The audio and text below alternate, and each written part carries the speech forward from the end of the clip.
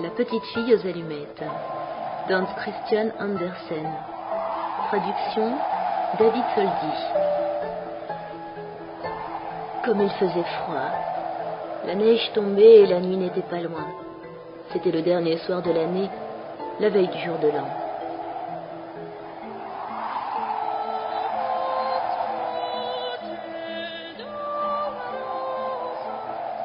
Au milieu de ce froid et de cette obscurité, une pauvre petite fille passa dans la rue, la tête et les pieds nus.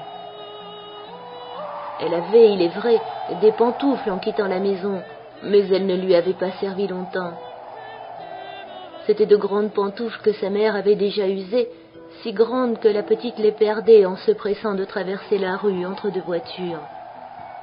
L'une fut réellement perdue.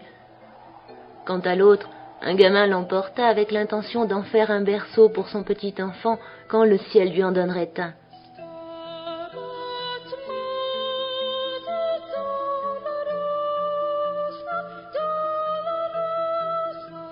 La petite fille cheminait avec ses petits pieds nus qui étaient rouges et bleus de froid.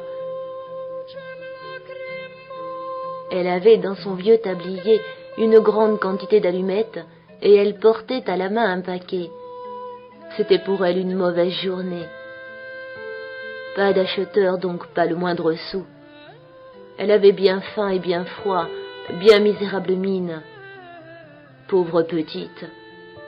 Les flocons de neige tombaient dans ses longs cheveux blonds si gentiment bouclés autour de son cou. Mais songeait-elle seulement à ses cheveux bouclés?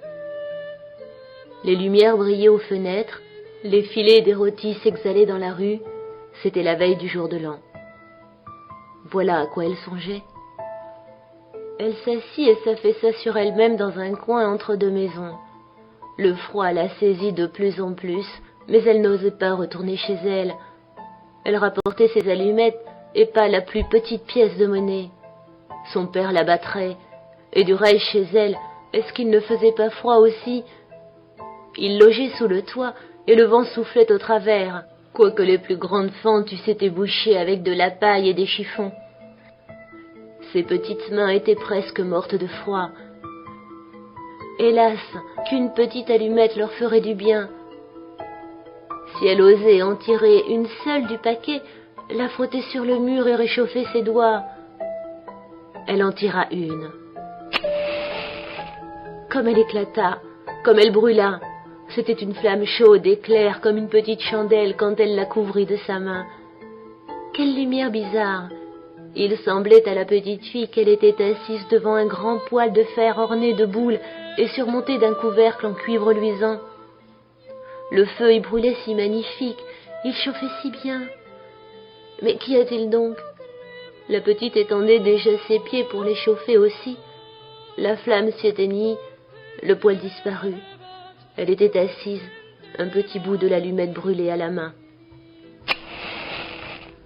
Elle en frotta une seconde qui brûla, qui brilla, et là où la lueur tomba sur le mur, il devint transparent comme une gaze. La petite pouvait voir jusque dans une chambre où la table était couverte d'une nappe blanche, éblouissante de fine porcelaine, et sur laquelle une oie rôtie, farcie de pruneaux et de pommes, fumait avec un parfum délicieux. Oh, surprise! Oh, bonheur! Tout à coup, l'oie sauta de son plat et roula sur le plancher, la fourchette et le couteau dans le dos, jusqu'à la pauvre fille. L'allumette s'éteignit. Elle n'avait devant elle que le mur épais et froid. Et voilà une troisième allumée. Aussitôt, elle se vit assise sous un magnifique arbre de Noël. Il était plus riche et plus grand encore que celui qu'elle avait vu à la Noël dernière à travers la porte vitrée chez le riche marchand.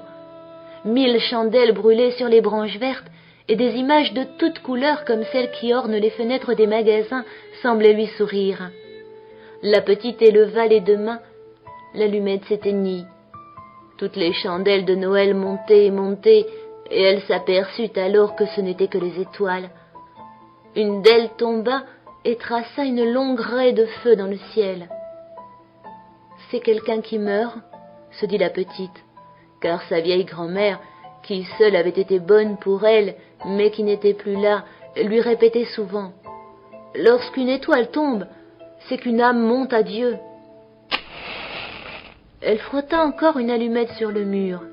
Il se fit une grande lumière au milieu de laquelle était la grand-mère debout, avec un air si doux, si radieux. « Grand-mère !» s'écria la petite, « emmenez-moi !» Lorsque l'allumette s'éteindra, je sais que tu n'y seras plus. Tu disparaîtras comme le poêle de fer, comme l'oie rôtie, comme le bel arbre de Noël.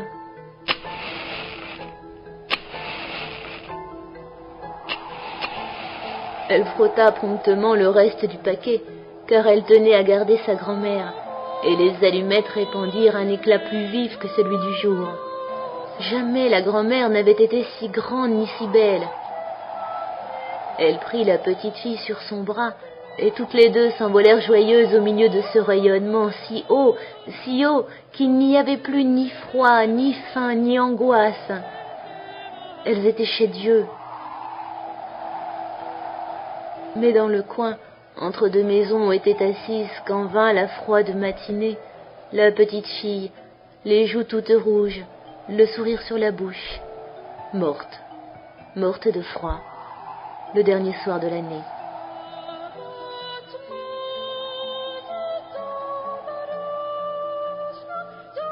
Le jour de l'an se leva sur le petit cadavre assis là avec les allumettes, dont un paquet avait été presque tout brûlé.